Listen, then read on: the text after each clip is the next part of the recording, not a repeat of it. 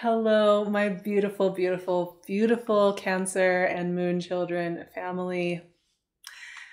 I always feel so warm and cozy sitting down here with you and feeling through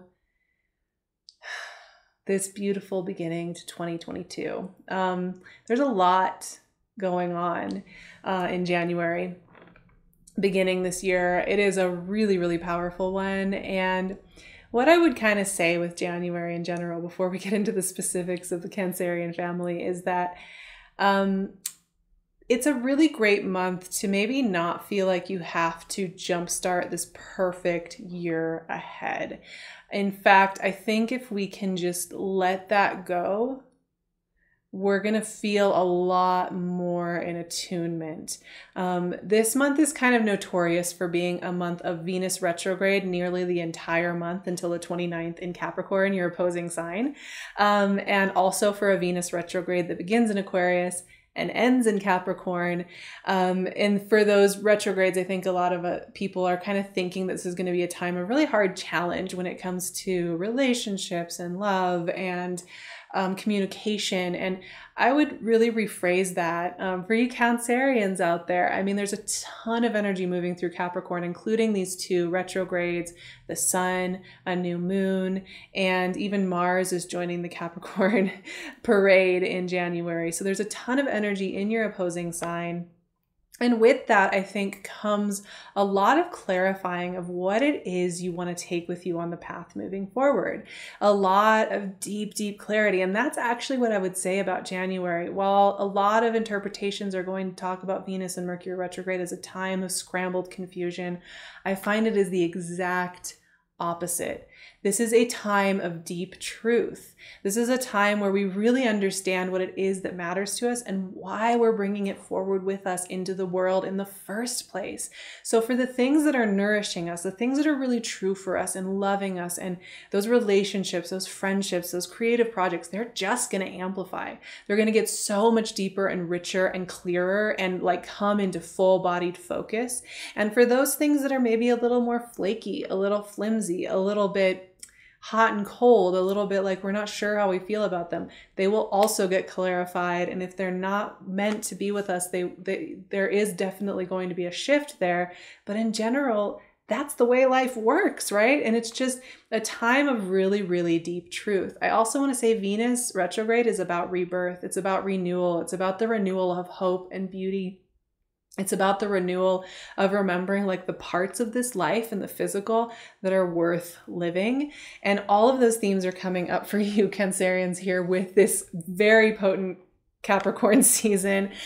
We also have a full moon in your sign this month. Let me see the date for that on the 17th. And I'm so looking forward to that. I love nothing more than a beautiful Cancerian full moon. I love nothing more than a transit through Cancer, to be honest. That is my heart right there. I can't think about it too much. A little emotional right now. Life is really, really beautiful and also really powerful. So powerful Capricorn season for you all. But like I said, this is a month of clarifying that path, of getting deeper in it, of really seeing the way forward. And in that sense, I think January is actually one of the clearest months we've seen in a long time. I also don't want to forget to mention that the north node of the moon is moving from Gemini into Taurus. And I actually really like this for Cancerians because with the north node in Taurus, this is really in flow with you, amplifying community, friendship, and just like that larger, big collective hug that helps us be who we are in the world. And I think North Node in Taurus is going to be gorgeous for you. I also want to mention Jupiter is going to be spending a good chunk of 2022 in your fellow water sign of Pisces.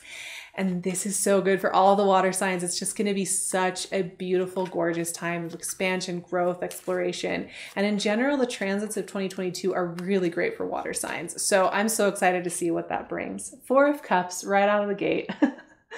I have an abiding love for the Four of Cups. I think it's such a gorgeous card.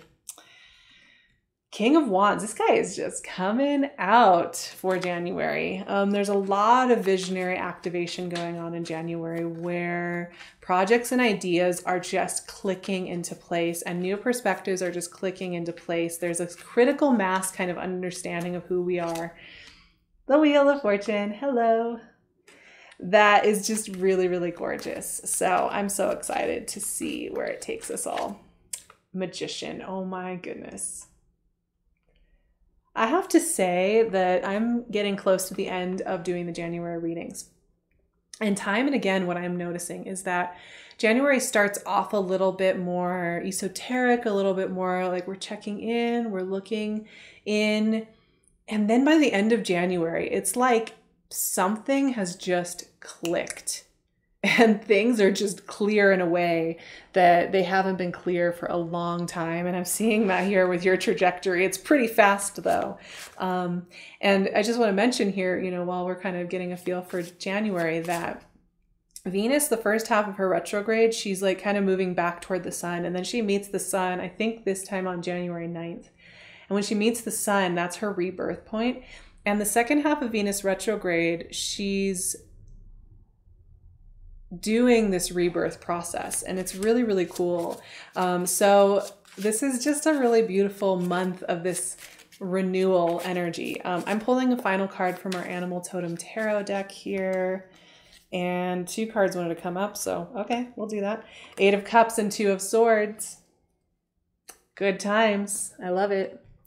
We'll get into it. It's the salmon and I think a little fisher bird, but I'll have to look that up, I think. Okay, so we have the 4 of Cups right here out of the gate. And like I said, I have an abiding love for this card because the 4 of Cups, while it gets the reputation of having to kind of be patient or wait or like just be grateful, and then your true wish will come true. But for me, this is a card, you know, 4s in tarot are very specifically about a rest point before a big expansion point. And a rest point when there's been a lot of expansion already and we need to integrate it. And the 4 of Cups for me is a preparatory energy. This cup is on its way regardless. So what we're wanting to do while we have this little moment of 4 of Cups at the beginning of the month is just to relax into the not knowing exactly how it's going to play out. Get, you know, just enjoy that little moment before things pop open. That's basically it, because they're about to pop open. Immediately we get this this King of Wands. And the King of Wands is so interesting. Of course, you may have a fire sign in your life. But I think even more importantly, the Knight of Wands or the King of Wands is about taking your seat at the table of your life and actualizing things. So King of Wands for me is very much this sense of owning your place in the ecosystem of this universe, in this world, and really being visionary, letting yourself see the big long range vision. I think you could be getting huge hits this month with all that energy moving through Capricorn, your opposing sign, and really opening that up for you of understanding the bigness of what is next. And I don't want you to get overwhelmed or intimidated by that because, you know, we can get these hits of the bigness of what is next. It doesn't necessarily mean we need to micromanage ourselves and start to make it all happen and like hold tight. I think it's more just enjoying the feeling that we can sense all these big things happening. But this month also has a change of season, even though it's not officially a change of season in the sense of the seasons the way we do it. But this month, because the North Node is moving, because we have Jupiter in Pisces now, because we have this Venus reborn cycle starting, we have a ton of new cycles beginning in January. And with that is like a change of tone, a change of tempo, a change of feeling. And for Cancerians, apparently, it is going to be a time of movement. Wheel of Fortune and Magician are, I mean, this word gets used so much, but manifestation. You know, these are energies that are about things coming to fruition. They're no longer just simply ideas or something that may happen down the line or may shift into perspective, but are things that are actively happening. These are doorway openers, and there is so much of that energy in January. I can't even tell you. It is just everywhere. This sense that there are doorways opening that for a while were either murky, unclear as to if there was a door there or not, or just undecided. And there's something about January where it's like, things that have been murky for a while. Of course, not everything is going to get decided. Of course, not everything's going to get done. And we don't need January to do all of that. I'm sure a lot of us are not. We're like, that's good. Like one clarification's good. And we can deal with the rest later. But what is happening is if there is something that's been kind of looming there for you during this last season with the North Node in Gemini, with Jupiter in Aquarius, this last year and a half, then this is going to be a time where that resolves and something new is presented. And for you all, it is really opening something very exciting up. And each of you is going to kind of know exactly what that is, because I feel like the Wheel of Fortune, Magician, they're very universal cards, but so each of us is going to exhibit and embody that energy in our own ways. But I do know that this is something you already know that you are longing for resolution on and moving on. And it's coming.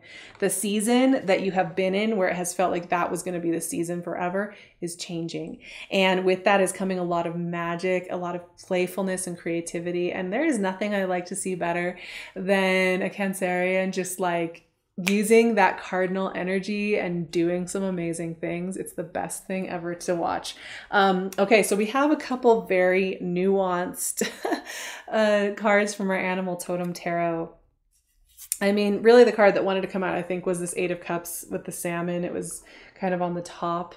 And it's fun that they have the salmon swimming upriver.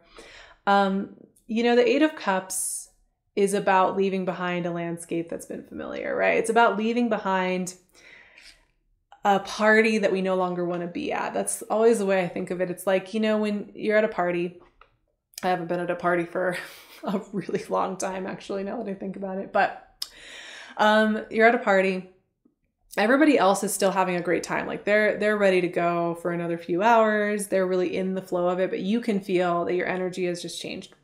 You're tired. You're ready. And so you leave. And even though you can hear the people laughing and having a great time, like you are clear that you got to go. But you can still hear the laughter maybe through the window or down the hall as you're leaving. But you know it's right for you. And that's like a quieter, softer version of that kind of. But this can also happen like in a big way in our lives. And I think when you have something like the Wheel of Fortune and Magician, which are like opening new doors, you know, like new season beginning, it does come with it comes that sense that you're leaving behind maybe a party that you were a part of for a while. I love Eight of Cups because what I really see in this card is somebody who is brave enough to experience their emotions, their deep emotions around life changing, and then also to continue to follow the path that they know is right for them. And it does take a certain level of bravery to leave at the time you know is right for you and to do things on your path that feel right for you. But that is exactly the beauty of the Eight of Cups. And it does denote a new adventure beginning. So I feel like that aspect of Eight of Cups often gets left out of discussions, that this is about a new adventure beginning. And while you may be, you know, kind of sad to leave behind some elements of the past, it's exciting to be on your path. I just want to look up this bird because I cannot remember in this deck what the Two of Swords bird specifically is, and it's going to bother me. So Wilson's plover. And I guess I'll just read the intuitive message from here because I love these messages so much. So here's the message. Decisions are not always easy to make, and it can be so easy to talk yourself out of doing something you really want to do. But ultimately, you need to make the decision. Will you go with your gut or will you go with your head? Everything looks so magical on the shoreline, yet you can't stay in this in-between place for long. Things change quickly here, and your time is limited. There is no room for procrastination here. Okay. You know what I see with that is it kind of goes hand in hand with the Eight of Cups. You know, it's time for that step on your path. And it's a little scary, right? To make that decision, to make that call, to choose that path for yourself. But you also know that you're ready, and that with that is going to come so many new little moments in life, little moments of laughter and discovery and curiosity. And we know that while there's going to be a lot of like big emotions, because that is guaranteed in this life, and there's no point trying to come up with a life where we can avoid ourselves, you know, like where it's so perfect that we never feel deep emotions. We can just let that go now, and choose the path that feels right for us, knowing that no matter what path we choose, we're going to have complex, deep emotions running with us the whole time. And in that, there comes so much freedom. I have just a few well wishes to send to my Cancerian beauties out there for the year of 2022. I'm so excited to be on this journey with you into this new year, and see you all blossom and grow. Here we go. May this year be one of boundless joy. May your light shine bright and your ability to move forward and to heal amplify. May this be a season of profound love. May you be free to be yourself in peace and get the rest you need when you need it, so that you can shine bright when it's time. I'm just so excited to see what this year brings the Cancerian family. I love you all so, so much. I will be going so much deeper on all of these topics that I just like wish that I had enough time sitting in each of these readings to just go deep on, but then every single reading would be like 2 hours. I'm just not sure I can handle that. So it's all over on Patreon, where I'm able to deep dive on all of these things and really give us a nice framework for the whole process. I'd love to see you there. Amazing community. Appreciate everyone there. You can also find me on my Instagram at Sarah Vrba. There's just one me. I know there are a lot of impersonators out there, but you're going to want to just follow my account. And if you see an impersonator, please report, and I'll leave my handle so you know exactly which one is real. You can also find me on my Instagram or on my website and my email. So I'll leave all those links below for you so you know where to find me. I would love it if you stuck around, and we will be back here sooner than we think for our next chat as we move through 2022. I'll see you then, and I love you so much, my beautiful friends.